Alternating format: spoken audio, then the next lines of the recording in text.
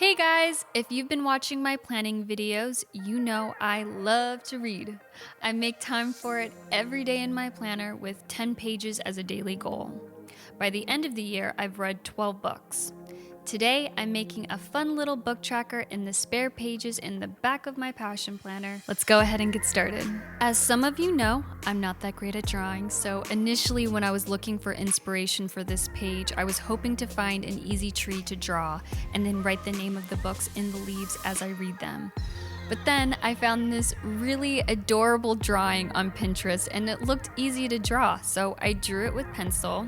And now I'm tracing it with my Micron pen in 05.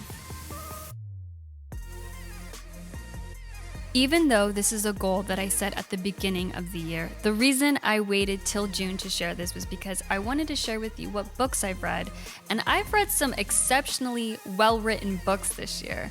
I have two favorites. My first one is The Husband's Secret by Leanne Moriarty. I'm probably saying that wrong, but it's the same writer as Big Little Lies.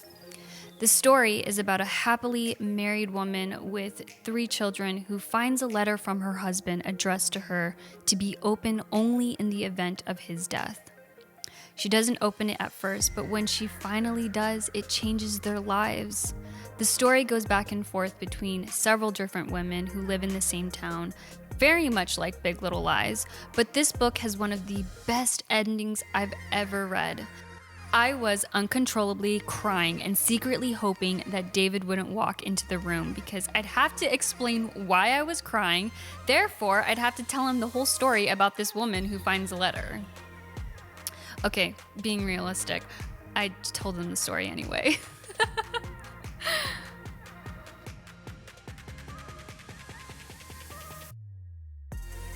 You all are no strangers to these markers. I've mentioned these in my other Plan With Me videos, but I'm using my Tombow Desert Flora pack to fill in the flowers.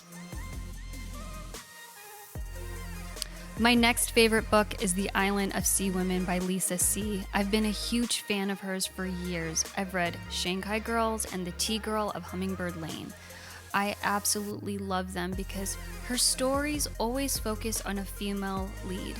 This one in particular is about friendship and the strong female divers of Jeju Island and how the dark history of Korea shaped these women's lives. In the beginning, the first few chapters, it's a little slow, but it gets interesting and you're now stuck with these characters and you want to know what happens and how it ends. So honestly, one of my favorite books this year.